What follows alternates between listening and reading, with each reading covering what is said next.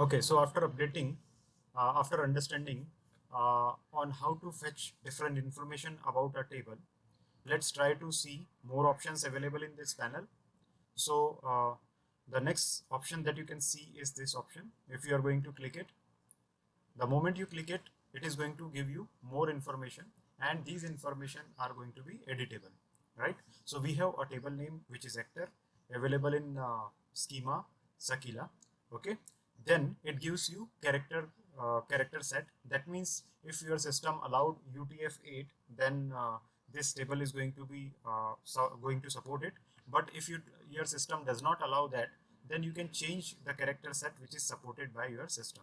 Okay, so from this drop down you can change the character set as well. At the same time, while changing it, you can add the comments. If you want to change the engine, then you can select the engine from here. Now these are some of the advanced SQL activities, so we may not be able to see in much detail like what is the impact of it, but I am showing you what are the options to do it. All right, now there are various columns in the table.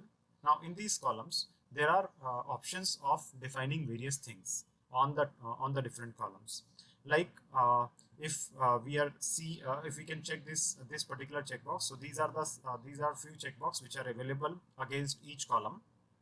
What you want to do with these checkbox, that is something can be controlled. So PK stands for primary key. The same thing you can see here as well for full form. So PK stands for primary key. That means whether actor ID is your primary key of the table or not. If you are going to uncheck it, it will become as a non-primary key. So if you want to make it primary, just click it, right?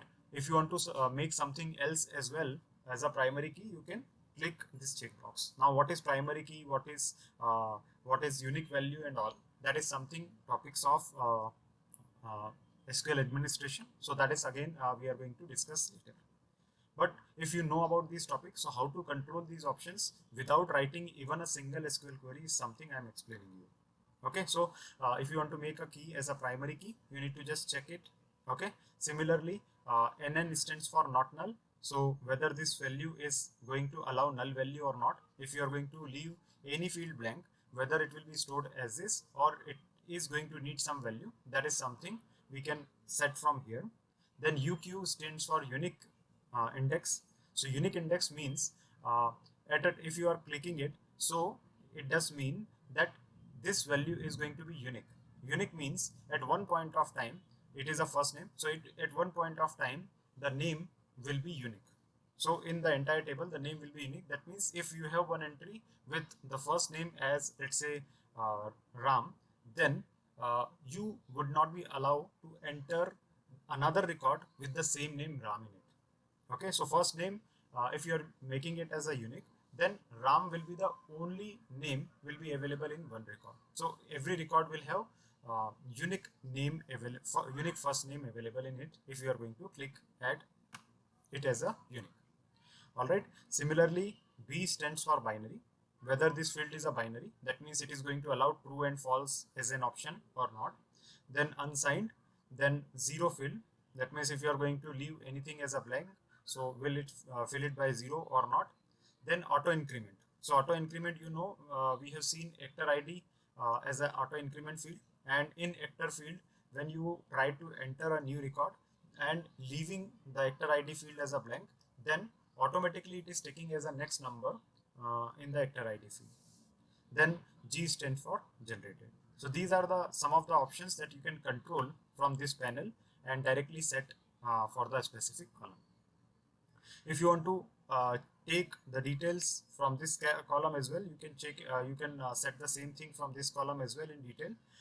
Along with that, it is kind of helping us to select the character set from this option, and the field length. If you want to change the field length, you can change the field length from here, even though it is already been defined. But many a time, let's say you have defined this first name as 20 character, and then later you realize that 20 character is not sufficient to write first name. You want to make it 40 character or 50 character, so you can directly change it to 50 character or something else from here. Now default is something is going to control the default value which is going to come up in the field, right? So what will be the default value in the field, that will be controlled by this option. We see default value in last update. So in the last update field, default value we have already set as current timestamp on update current timestamp, right? So if you are not going to give any value to this field, automatically it is going to take current timestamp, right?